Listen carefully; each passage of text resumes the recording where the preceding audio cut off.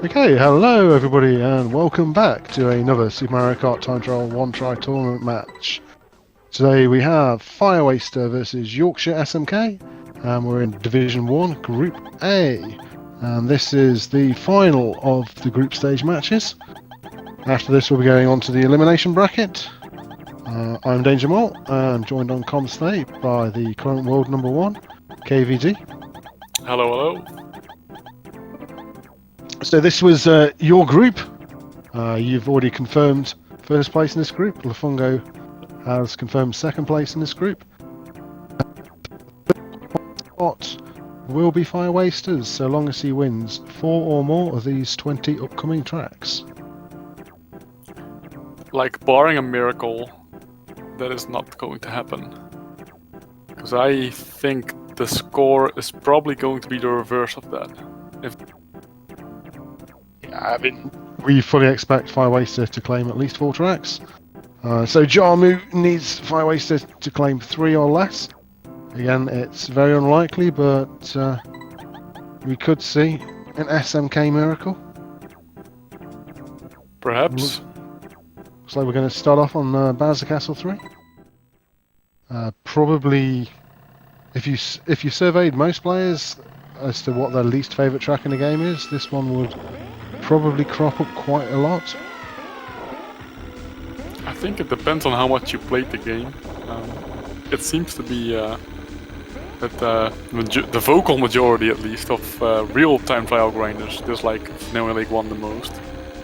But Bowser Castle 3 is definitely up there, obviously. This is very much the noob killer in multiplayer. Oh yeah. It's the first track you meet where it really is very difficult to get through the game. Honestly, in multiplayer, and especially in Grand Prix 150cc, it can also be a giant killer. You could easily rank out here while being someone that has put thousands of hours into this game. Especially if you're playing the Japanese version where the CPUs seem to be especially trying hard for some reason, where they'll stay within a few seconds of you pretty much irrespective of how fast you drive, unless you take some of the big feather shortcuts. So any kind of mistake on lap 5 and you can have them all barrel past you, almost like you're playing Mario Kart 7 or 8 online. So what both players I think already happened in this match is like they overshoot the island landing by hitting a yellow jump bar at full speed. It's a classic Bowser Castle 3 time trial thing to do. Yeah, those bumpers, if you hit them going at full speed, they just launch you straight into the lava. Rather than being spaced so that they land you on the concrete, they're spaced so that at full speed they'll put you straight into the lava. So Nintendo weren't being nice when they designed this track, that's for sure. I just don't think they expected people to be driving around it at full speed. It's true that if you do it with Koopa Toad, you are, which I guess are the characters that they expected you to use. Yeah, then it's viable. So Firewaster takes the first point with a 145. Chris with a 156. Actually, Chris in his last match, like less than an hour ago against Jarmu, got a 146, so that would have been really close. But this rendition was a bit slower. With Bowser Castle 3, 1 minute you can be driving a 135 and next you can be driving a 155, and quite often it's just the game deciding what you're going to get. Absolutely, I'm expecting a nice and synced up race on this one, as we've seen quite a few of those on Ghost Valley 2 this tournament already. I'm just hoping for no Windows updates. Anybody who watched the last race, Yorkshire SMK had the unfortunate happenings of Windows deciding to pop up on screen that he needed to do some updates. Windows Master Race, what can I say? Usually for Yorkshire this is a mid to low 103. He's very good at this track in a one-try situation. Firewaster probably looking somewhere around the same time. This could be very close. I also think it was a bit of a shame that it had to happen on Ghost Valley 2 of all tracks, indeed, because it's one of Yorkshire's, if not Yorkshire's strongest track, it is at least one of the strongest tracks. Say, in a one-try situation, it probably is his strongest track. Mario Circuit 1's pretty good as well, but obviously with some players boosting a lot more like Firewaster, there's 2 tenths in it. I think Firewaster was driving his lungs out the last laps to prevent the 7-1 scoreline, if at all possible.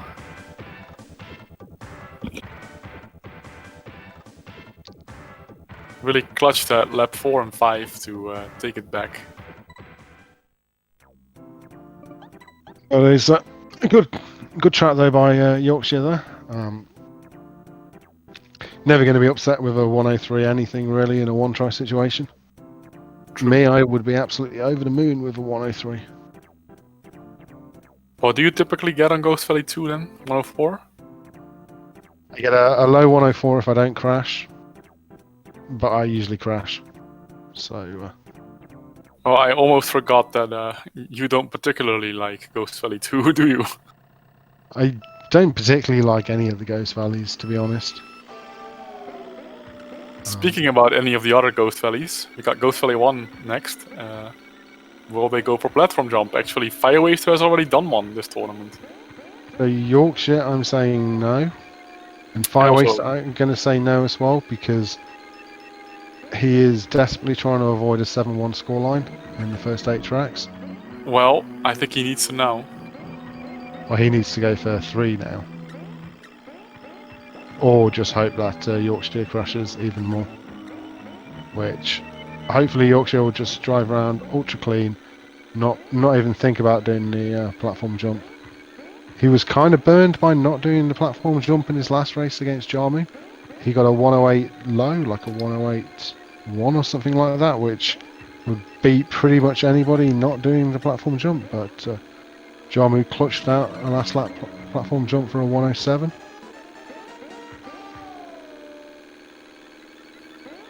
Yep, no platform jump, good. That's point on the board to Yorkshire. And we got a platform jump from Firewaster. I'm not sure if you can still hear me. There were definitely some audio issues going on. Firewaster with a 12:36 platform jump lap. He lands it again. Second time this tournament that he tried it, second time that he landed it. So mad props, but it wasn't enough to win. Yorkshire on the board to go get that 7-1 scoreline. Okay, perhaps. I can hear you again clearly now. Hopefully I am clear as well.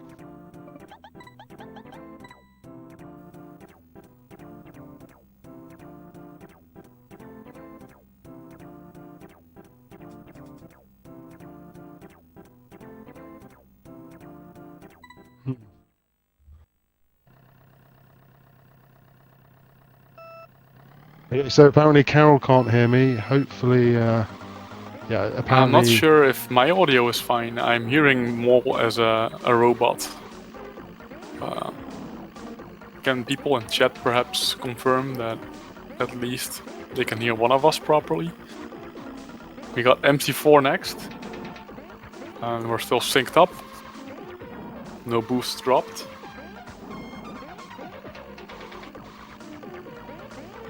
Oh, apparently it might be on my end. That wouldn't be a shocker. That's very funny. So we can't talk to each other. I'll rejoin. Ah, I hear you now. Finally. I was going to say, I could hear you absolutely clearly, but because you couldn't hear me, I was just not speaking for a little while. Sorry about that. That's fine. What happened. It was definitely it was Discord acting up because I could hear everything else, every other audio source.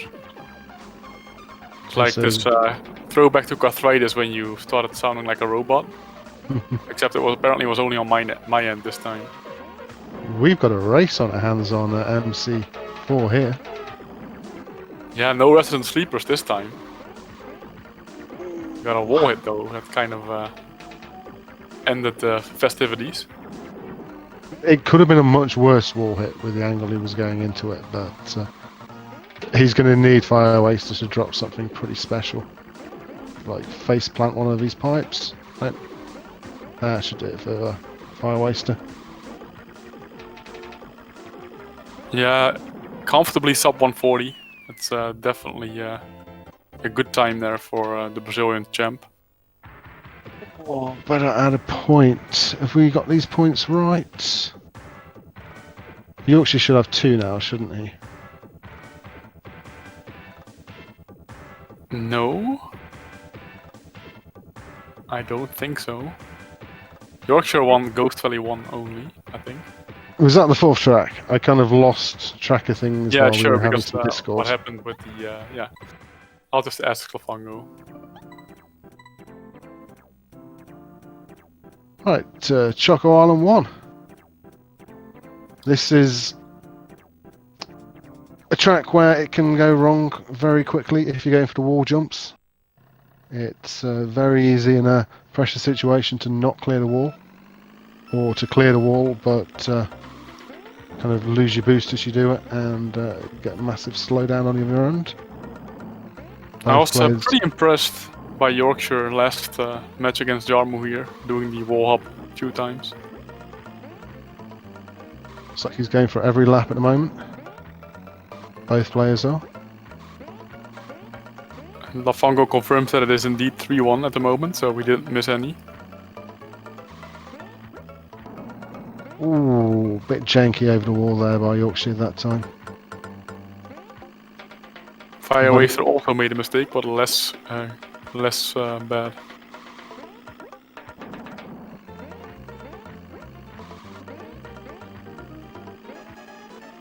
Yeah, this one is going to need something special to happen here for Firewasters not winning. We're going for a track to finish. Oh. Very nice. Oh, no, he killed it at the end. Oh, he botched the ending. It was a nice tractor while it lasted. Guillermo is confirmed not a farmer.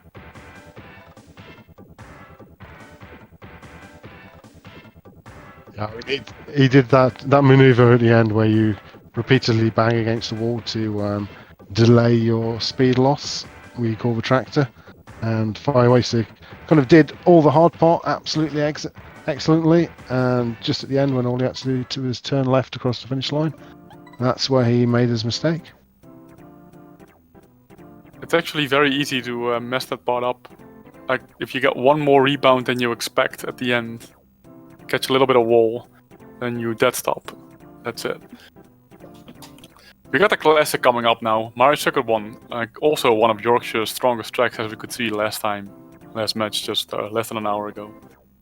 Also, Firewaster's 59.02 PR up on the board was done only a couple of days ago, I believe. So I think it may have even been today.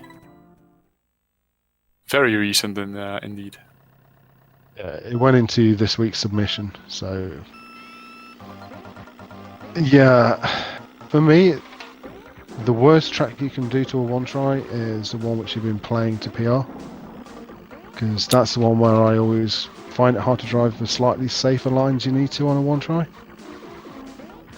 Yeah, so I recognize that, but it really does depend on the track. Like, I had that effect yesterday on Mario Circuit 4, and over one try that I would normally never be able to get.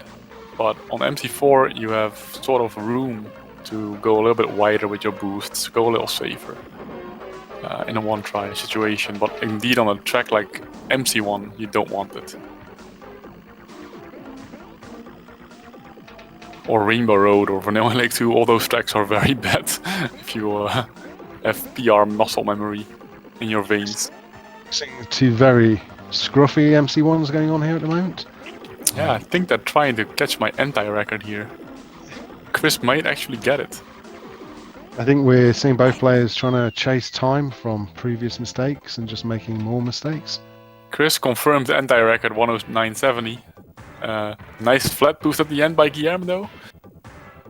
I mean, you contrast that to what, 25 minutes ago in his previous match when Yorkshire drove a 1-0-0. Maybe he got overconfident. It does happen. I think he made a mistake on lap 1 and then tried to chase that time by adding in some extra boosts. Right. And just ended up losing more time as you go along. I think even with that lap 1, if he'd just driven laps 2 to 5, how he normally does, he would have had a good enough time to have beaten Firewaster. I think it's fair to say that neither player would be happy with that MC1 performance.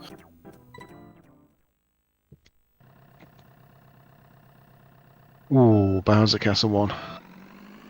I don't understand how so many people can one-try this track so well. I seem to be the only person in the world who has problems jumping over the lava every single time on every single lap. I will say that Bowser Castle 1 is quite a bit overplayed in our community. That's the feeling I have, at least. It shouldn't be the standard indeed that everyone gets a 129 in a one try. It's pretty ridiculous.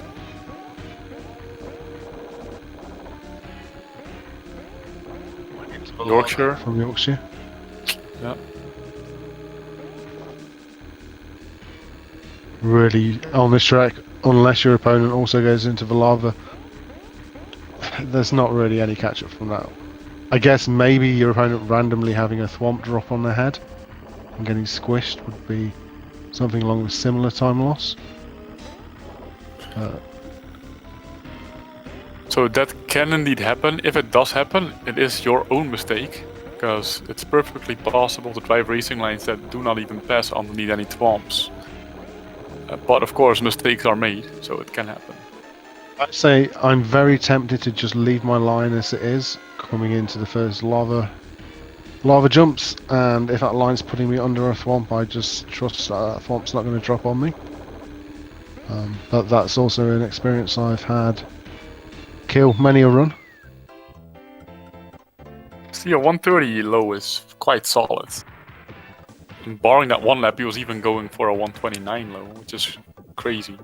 So you see a question in chat about Bowser and DK. Bowser and DK are absolutely identical in every single stat. The only difference is the sprite, which is displayed on the screen. So Super Mario Kart, the players are in four pairings. You have the middleweights, which is Mario and Luigi, who are identical. The heavyweights, who are Bowser and DK, they're identical.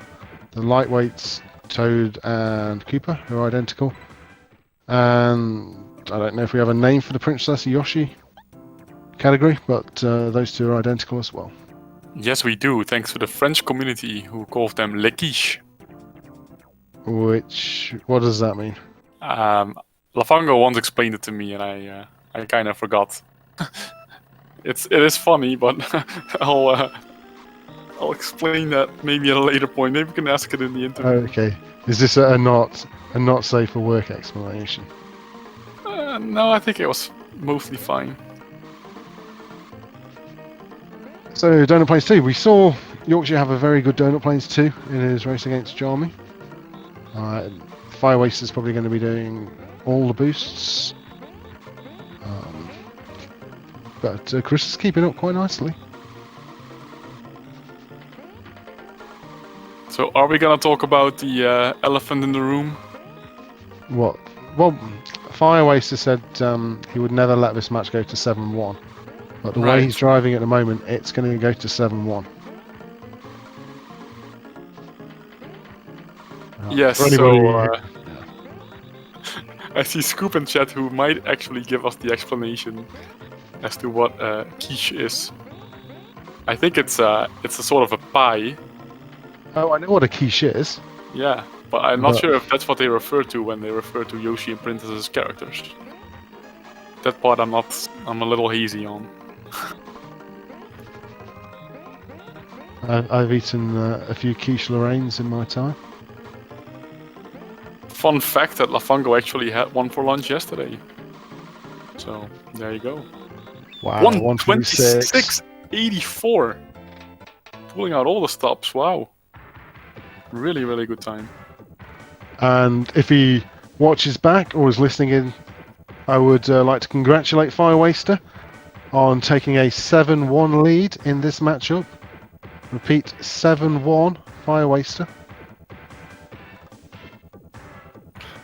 Pretty sure he's laughing. So for anybody who he would throw it around if a 7-1 was about to happen, but then he immediately said afterwards, like, yeah, my competitive integrity will never allow me to throw around, so never mind that. So anybody who doesn't know, basically, Firewaster's Brazilian, and in the Football World Cup, Brazil lost 7-1, and we take the take the mickey out of him quite a bit. We kind of don't really let him forget that scoreline, even though it happened 6 years ago now. And for some strange reason, I'd say probably something like 70% of the matches so far have had 7-1 in them. It's becoming quite a statistical anomaly at this point. Especially like Lafango and me had a scoreline of 7-1, even though the final score is 13-7, which is really odd when you think about it. So we have a question in chat about the in-game timers and are they accurate? They're relatively accurate. The timers, I mean, they can lag when the game lags, but we're playing the PAL version, so the game doesn't really lag in PAL time trials. So the timers will mostly be accurate. However, the game does do some funky roundings on some of the individual lap times.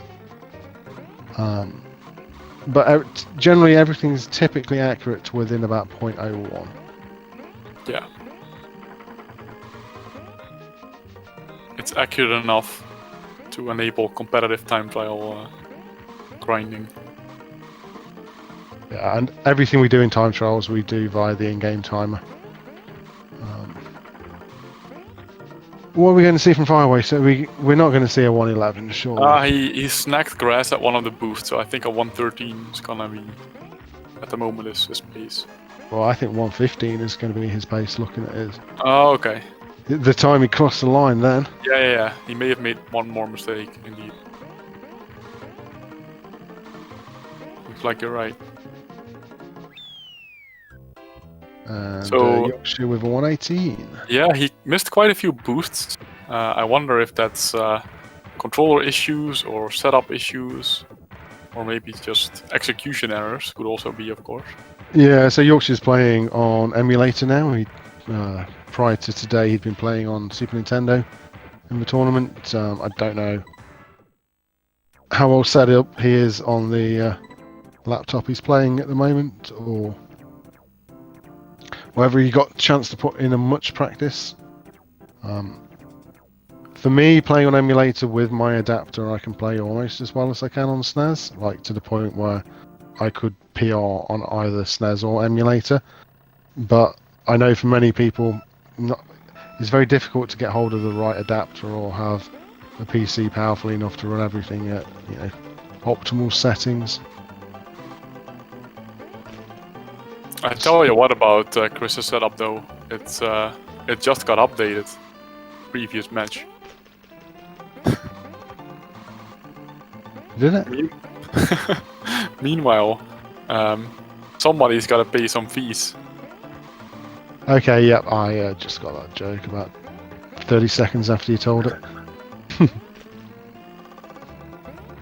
So this is Cooper Beach 2. Have we seen any trips to Jarmu's private pool yet? Yeah, so Chris already drowned twice. And he's going for a third charm? No. Wow, Firewaster, who I think holds the tournament record on this track so far. I think he has the two best times even. He's going to be close here with the third. Another sub. Slight mess up at the end. I think he was definitely on pace for 57 until the very end. So, is he the only person with a 57 at the moment? Let me just check that out. I believe Lafango had either a 58.00 or a 57. I'm just gonna get that Excel sheet open. Should have opened it before the match, probably. It's a nice way to check also whether his Donut Plains 2 of Firewaster was a tournament record from earlier. So, actually it is Kedjar who has a 57.98 as the other 57. This is the third rank time. Guillermo has the best two times. And then Lafango indeed has a 58.00. And do you remember the time that Firewaster got on Donut Plains 2? The exact chrono? 26 something. 80s, right? Yeah, I can't even remember if I added Firewaster's point for the last track, let alone what time he got 2 tracks ago. Meanwhile, we're gonna see Donut Plains 3. A rain check on whether that was a tournament record on Donut Plains 2, we'll find out later. So see how much boosting's going on. So, wow, that's an aggressive line by Firewaster. So with the number of points that Firewaster has accumulated, he's now guaranteed himself 3rd place in this group and qualification to the elimination bracket. At this Indeed. stage, it's impossible for him to get enough points to claim 2nd in this group, so he really can just go flat out for all tournament records on every track now without really worrying at all. It won't help or hurt his seeding at all from now on. Though we're not going to see a tournament record on this one. But we are going to see a Phelps. Wow. Yorkshire does the Van der Hoogen band. The double. Any other swimmers we want to go in for? Julian Thorpe. The Torpedo. Mind you, I was saying how Firewaster can attempt to go for tournament records.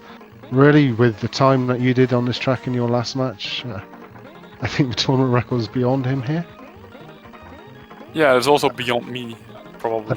I think you beat his PR by about a second. So, I mean, you beat my PR by about 4 seconds in that one try. It was crazy.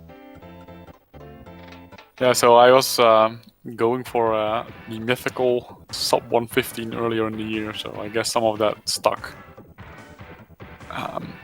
I do believe that Firewaster is exactly where he wants to be. This is driving for tournament records pretty much, and not being worried about the score whatsoever. That's his style. Just go flaps every lap.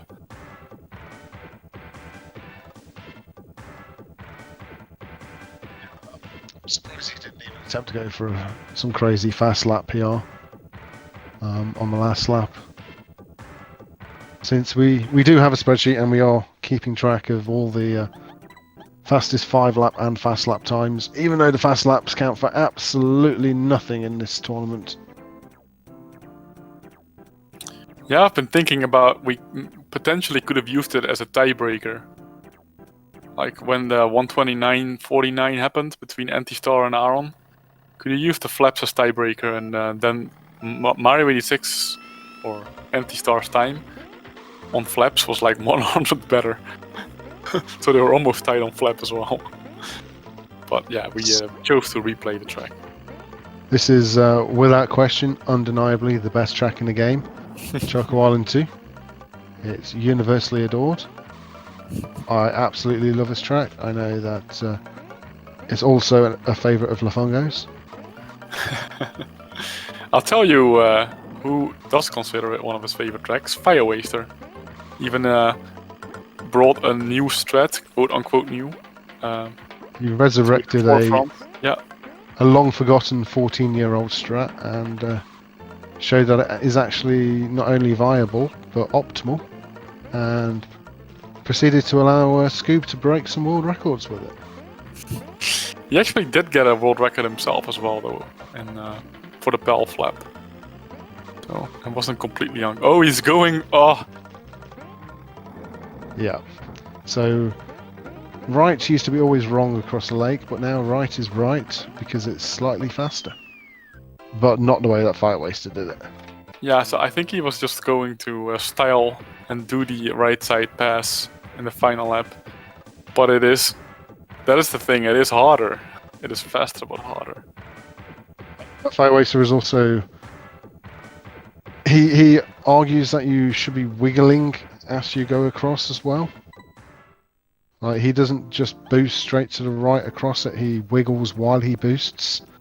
Because apparently that extends it somehow or something. I don't really understand. But, neither do I. He calls it A-gas technique, and whether it's real or not, the jury is still out there, I believe. But he seems to think that it does help. And we move to another of Lafongo's favourite tracks. This is a track which very few people like. With all the ice blocks, the pipes, the snow, it just looks so awkward unless you watch somebody like Neo doing it, and then it looks like ballet. When this track is driven like really well, it looks so good. But the problem is it's impossible to drive it like that. It's extremely hard to make it look good. It is very easy to make it look awkward.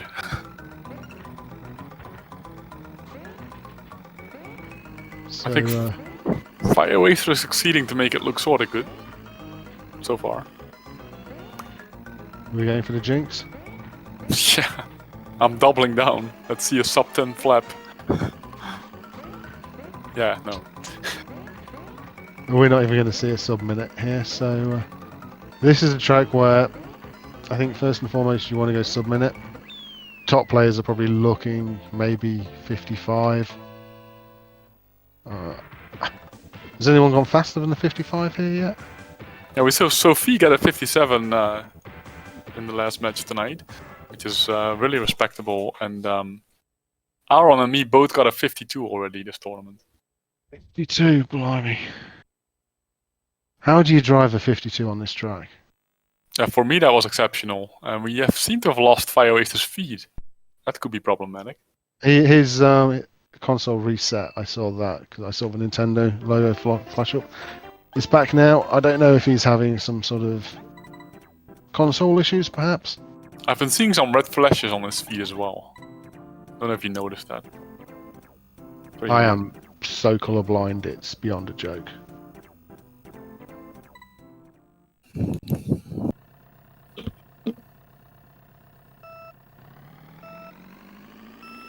Onto another track where you can either make yourself look like a fool or a ballet dancer. No, I can only make myself look like a fool on this track. Firewaster is displaying my usual strat on this track. Nice. Was that a quadruple drown in Yep.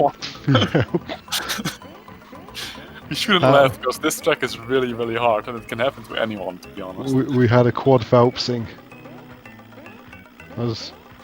How many gold medals did Phelps win in Beijing? Was it 8? I believe so, yeah. So Firewaster's halfway there. The funny thing is, as you can see, he can drive this track. That was just a perfectly clean middle lap at full speed. So after lap 1 it's been pretty good, but lap 1 was pretty special. Now this is going really well now though. Yeah. He's still comfortably beating Chris. Oh, nice things. And there's now he's the dropped gold the medal barrier. for the IM. Oh, and there's the gold medal for the relay. Can he? He's up to 6 gold medals. Okay, 6 for Phelps. I didn't even notice. Photo finish. I didn't notice with those last 2 rounds that it actually brought the race so close. Wow. 1:14.92 versus 1:15.36. Oh, you just look at Firewaster's splits. His first lap was slower than his second and third combined. Yeah. That's wow. So we are laughing, but this can definitely happen to both of us as well. Like I get 53s in one tries, but I can also perform 115s. It is not that far-fetched. If you drown once, you lose speed. Speed is everything. If you lose speed, you lose control, you drown everywhere. It's a very, very unforgiving track. Yeah, I mean, I normally just scrub my way to a 104 or a 105. I don't do these mythical 52s that you talk about. But, wow. MC2, are we going to see any long boosting? I would hope so. So let's keep an eye on Firewaster's side. Let's see if he jumps into the wall here and ricochets backwards. No. Wow! He went for the bumper bounce. What was he? With a boost, no less. Very advanced. I think Fenner has a name for that strat. Oh, is that spin jumping or something? Yeah. There's a very nice URL for the ladder that involves that technique. But let's leave the inside jokes. So, just to remind anybody who's watching, who's not quite sure what the format here is, it's all group stage matches. They play all 20 tracks. We don't stop when one person reaches 11. We keep going because the group stage is done entirely on total number of track wins across all matches, not individual match wins. So every single track counts, except in this case where this is the final group stage match of the tournament, and with the way things have gone, Division 1 Group A is already kind of locked into place now. We have my co-commentator KVD taking the number 1 spot out of the group.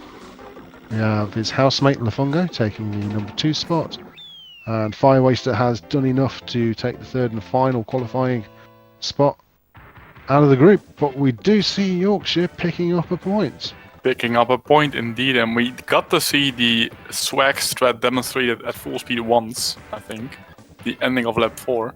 So we could see what he was trying to do. I don't think that is safe for one tries. I actually think going for long boosts is probably better expected value. But still funny to see it.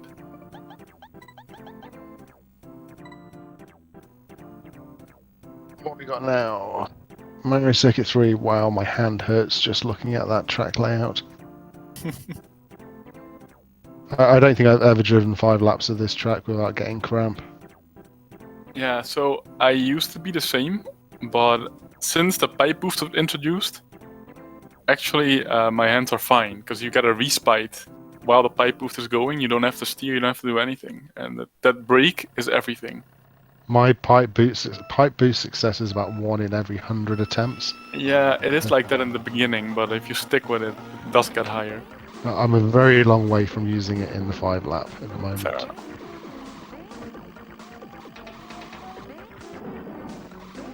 I do know this is one of Yorkshire's best tracks usually. I know when we did the tournament exhibition matches to kick this off, I think he drove 2 successive 133s. If he... Okay. Mole Jinx is real.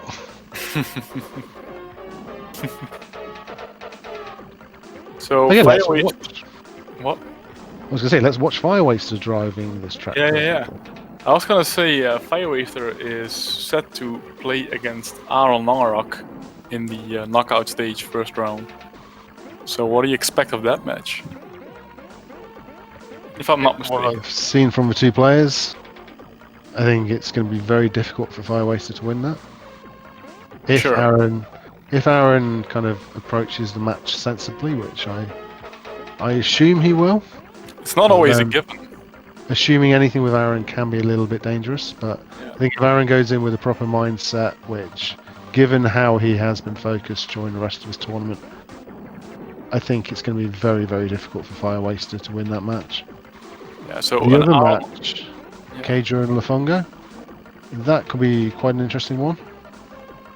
I agree. Yeah.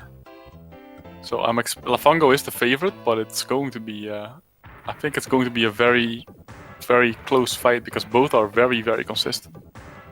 So you give Lafongo favourite in that one. I'm not so sure. I would have Lafongo and Cage very, very similarly ranked, and I would just like to bring to attention of Firewaster when you're watching the restream of this, or if you're listening now, that the score is now 7-1 plus 7-1, giving 14-2. Again.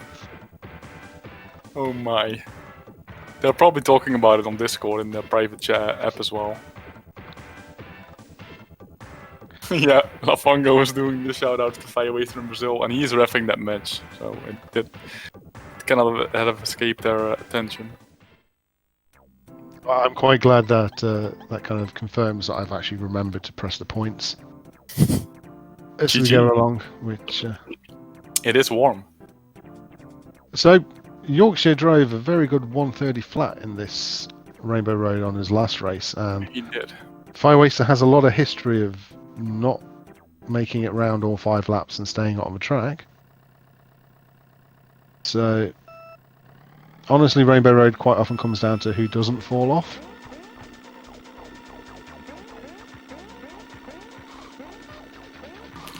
So we got some exciting news today or this week regarding this track, that we saw essentially the return of the king on this track in the form of Anti-Star or aka Guillaume Leviac, returning to claim the world record on this track. He's been streaming for 3 hours earlier tonight.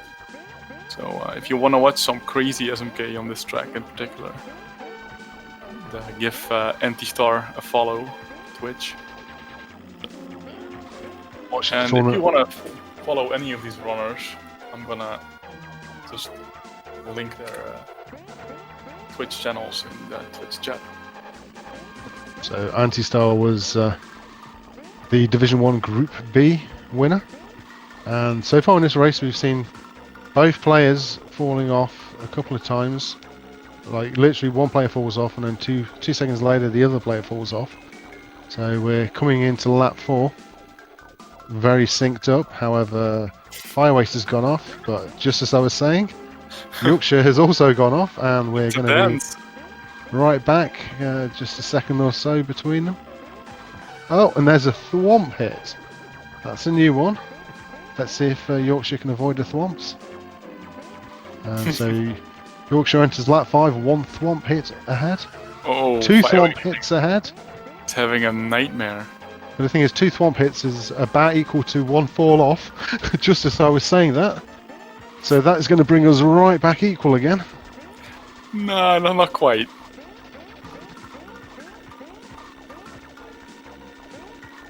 But if you win Rainbow Road with a 2:01, that is unexpected. How did he stay on the track at the end?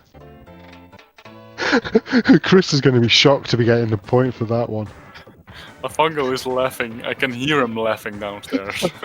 I'm laughing as well, to be honest, I think. So, for people who don't play Super Mario Kart is a very difficult game. But it's not that difficult. Though, to be honest, I'm not really one who can say how easy or hard Rainbow Road is. I've been on stream during the Super Mario Kart World Championships, and I have had a couple of matches on Rainbow Road on stream where I played to a similar level of skill as what was seen by those two players there. I think you had the pleasure of calling one of my matches when I was playing Banana, where I think neither of us could stay on the track for about more than 3 or 4 seconds. It was a bit reminiscent of this showing, actually. I loved how in sync their mess ups were. It was like one would fall off, and then a second or 2 seconds later, the other would fall off. And the whole race was. It's very, very rare you get 2 players going over 2 minutes on Rainbow Road with it actually being synced pretty much on every lap. Yeah, especially players of this level. As you could see on some other tracks, they are obviously very, very good players. You don't get a 126 on Donut Plains 2 if you haven't grinded this game for hundreds, if not thousands of hours. But Rainbow Road can be something else. The hardest thing to do in Super Mario Kart is to drive when you're not at full speed. Some people watching this might think, wow, it looks really fast, how do you control it? Because you do time trials, if you make a mistake, you give up and retry. You're only ever really used to driving these tracks at full speed. So the hardest thing in this one try situation is what you do after you make a mistake. Because you suddenly find yourself driving corners at a speed you're not used to going around those corners, because if you're not at full speed, you just give up and retry normally. So that's really what makes one tries where you make one mistake and it compounds itself with another mistake and another mistake, because you're driving in a fashion that you're just not used to doing. So someone in chat is pointing out, perhaps rightfully, that this showing on Rainbow Road calls for safety barriers or some kind of walls around the track. Yeah, they did that in Mario Kart 64, but they also made the track 4 times longer. If you do that, you just make the track boring. I agree completely. It's Mario Kart 64 Rainbow Road, perhaps one of the most iconic Mario Kart series tracks, if not the most iconic. But actually, if we're gonna look at it in an objective way, it's pretty bad. It's way too long. Very few people in the Mario Kart 64 community really push Rainbow Road because it's so long and so boring. You get it pushed quite hard at world record level, and I mean, for me, it's the kind of track where I'll go to when it's my worst ranked time, and I'll suck it up and play it for a day to get a better time. But it's not the kind of track you just sit down and play because it's fun to do.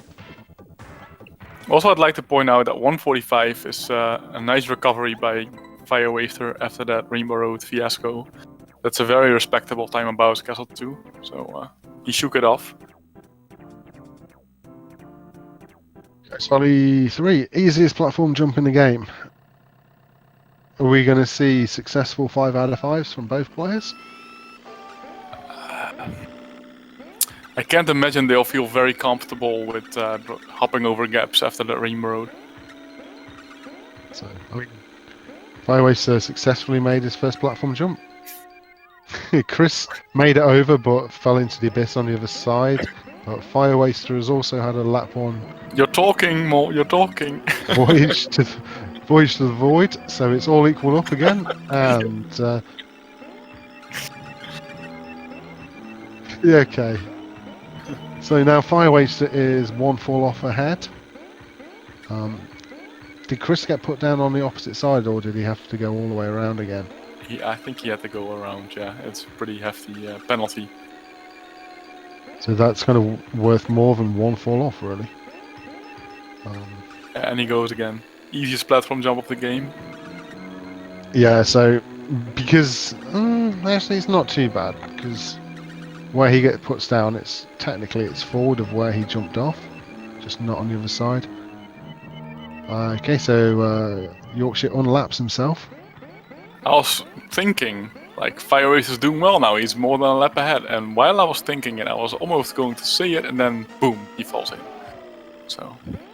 I mean, I wouldn't say he's doing well. Relatively speaking. Oh. How did Firewaster keep that one on the track? He blinked off. Sometimes the game blinks because it thinks you fell down a hole that you didn't fall down.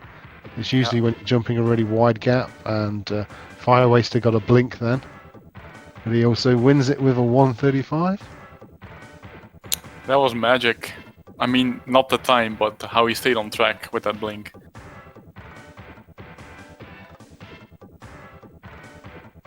I think that maybe the anti-record by Chris. 203.75. I'd be surprised if anyone was slower this tournament. You can see how he got a 123 in his match earlier against Jarmu, which would have won this race easily. So in his first race, Yorkshire got a 123 and lost this track. And now he loses versus a 135. It just shows that when things go wrong, they tend to not go wrong in ones, they go wrong in many's. Yeah. And that is talking also about true for this track, by the way. tracks that can go wrong. Yeah. This track very famously has its last corner named after a player in this competition. The Carol or KVD corner. I think in your last match you even demonstrated its full potential for lap 5. By not even jumping at all, yeah. So this last corner Firewaster is approaching here, that jump over the deep water there. It's quite difficult because you have to build up a boost on the approach and do a little water slide into it, hop and land so that the boost release on landing. So it's a very technical jump to clear that like dog laying of water. It's very easy for something to go ever so slightly wrong and you to go straight into the dark water and drown. Wow, we've actually got a very close race on our hands here. Yeah, we do. Chris has had a lovely exit there. Oh, and then the last corner. But Firewaster lost speed. Chris takes it. Yeah, GG. I was thinking, like, what makes the last corner especially hard to skip over the dark water is that you need to set up the jump while water sliding. Yeah. Because you first need to cross a bit of shallow water to even get there. And that momentum makes it very hard to time your jump and aim your trajectory properly.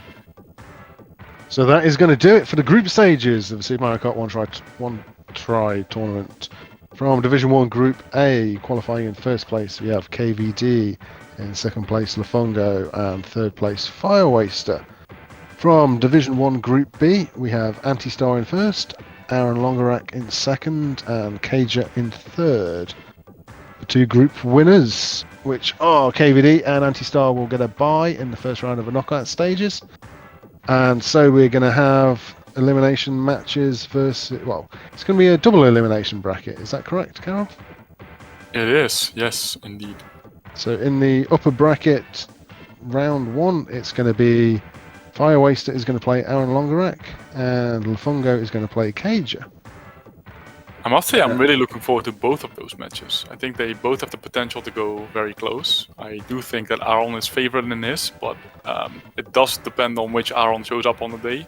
And Firewaster can also give him a run for his money on a lot of tracks, so it could be very interesting. So in the oh, actually, let's better mark the winners here and mark people's done.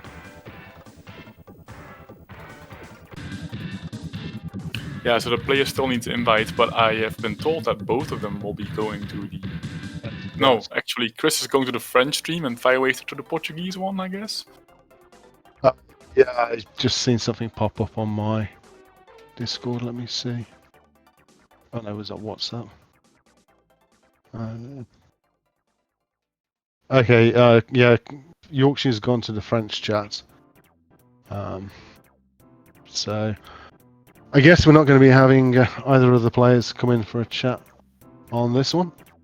Yeah, so maybe we can talk a little bit about how you perceived the group stage of this tournament. Was it something that, yeah, like, did it meet your expectations? It always shocks me just how good people are at one tries. Hang on, let me just. I've got Chris messaging me. I don't think you can do the invites to the foreign stream servers. They need to do that. Like, whoever's doing commentary on the on that particular stream or restream needs to send in those invites.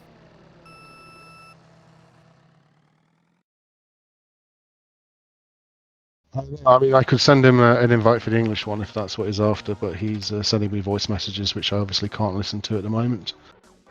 Yeah, no, it always absolutely shocks me how good people are at one tries. Just watching you, Anti-Star, Aaron, like some of the times you guys have been putting in on some of the tracks is absolutely crazy. Okay, I think Chris wants an English invite. Let me...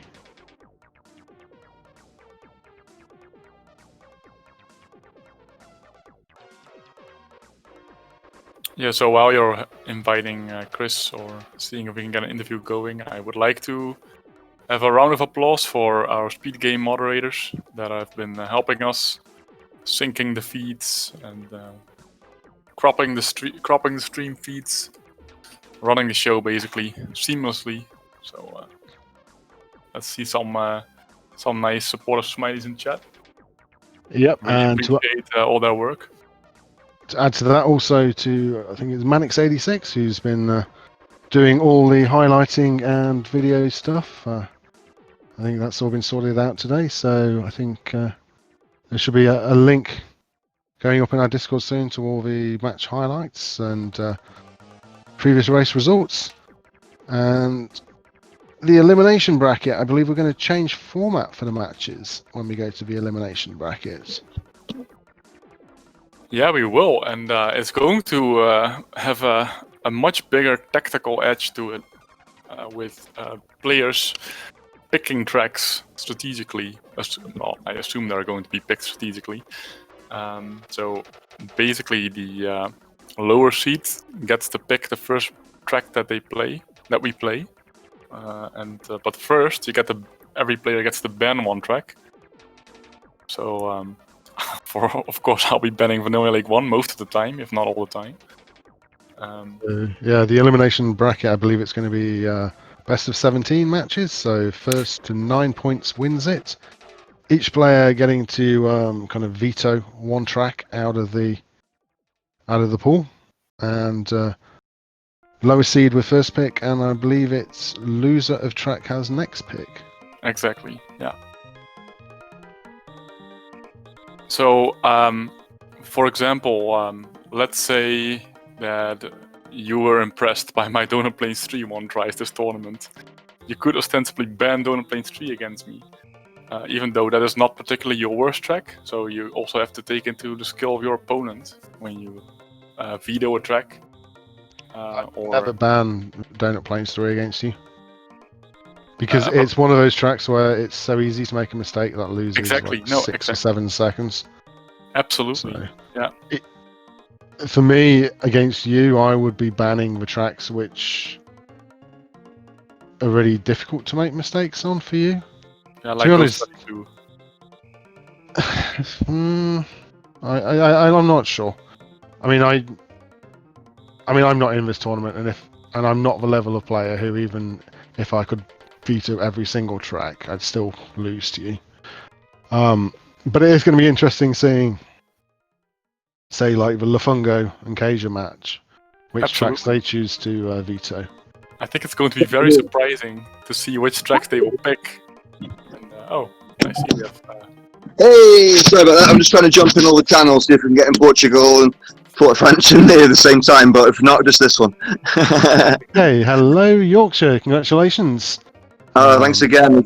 Yeah, it's just saying it was lovely just trying to do 2 on the bounce, and again, everyone who knows like the situation with just trying to find accommodation and stuff in the last week, it's just been great to just even though it's on a computer and having to set the stuff for the Switch, I really appreciate everyone helping and trying to set this up. I didn't want to have to withdraw from the games and to do on the computer for some of the MBT non-MB tracks. There was definitely nerves as well, and obviously Jamu was so fast in the first game and Gas is great, but it's just great to participate, and again really grateful that just to be here tonight and just have the warmth of CDM between everyone again. Hola, nos tenemos Firewaster aquí. He's jumped in as well. Firewaster, congratulations. Thank Hola, you, ¿qué thank tal? you all. GG Hey. York. Yes, GG Firewaster. Nice and fun and fast. Yeah, now I have to face Aaron. John. Is that the next match? You qualified through in 3rd place from this group, Firewaster. Yep, so you'll be up against Aaron Longarak in the upper bracket of the elimination bracket. Yeah. Think you can win that one? It's winnable, but I don't like my chances. I'd say I have like 10 to 20% chance of winning. So yeah, me and Aaron, we have like the same style of going all in. So yeah, it can go very wrong sometimes, as you guys could see during this race.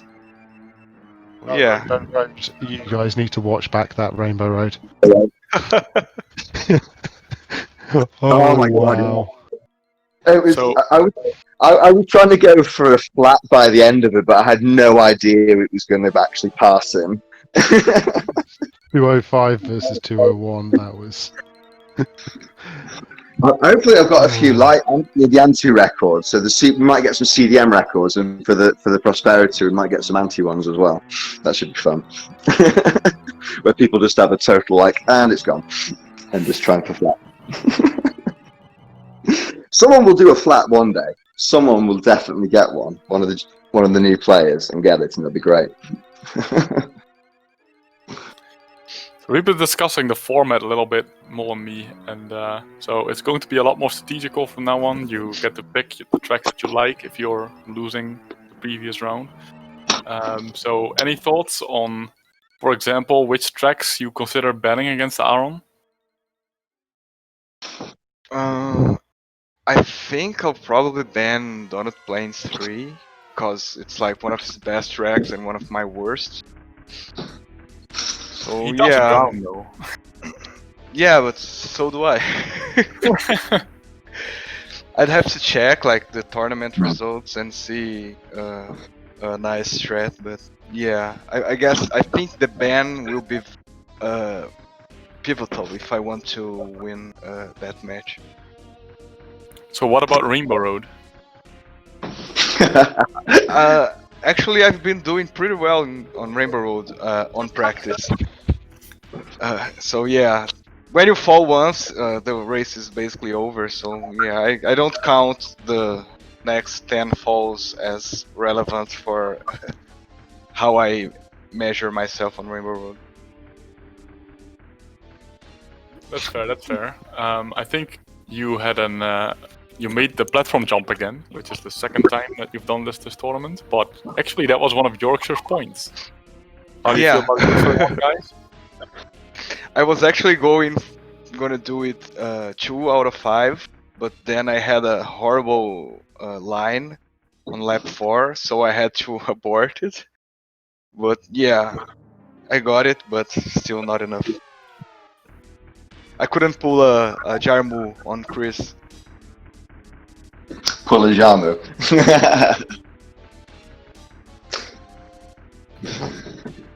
So, what did you feel was your best race this tournament, Chris? Now that you've been in your group stage. I think for those matches this evening, the MC1 was nice because it was nice to just get a crisp MBT with a bit of Definitely. go tight. The ones that were like bendy MBTs, the Axis was just a bit of a killer, but then I suppose because I've been doing GP on it and battle mode on, you don't really notice it because you're doing so much more non-MBT or a lot more finer tolerance. But it's interesting to see all that, and definitely, it just puts into perspective though for everyone on streaming cameras. If people have been putting in the effort, it shows the results profoundly. You're looking at the modes or stuff on there. Everyone's really trying hard for this. Gat, Firewaster, Jean, they're really getting some sharp times on there, and they fully merit what they're doing, where they're going, and just combine that with the multi-modes, and these are very, very dangerous players just under everyone's feet at the top of the CDM, aren't they, at the end of the day? Yeah, just for reference, you got a 1:00 time on MC1. I'm not exactly sure the last digits. What is your best ever one try on MC1?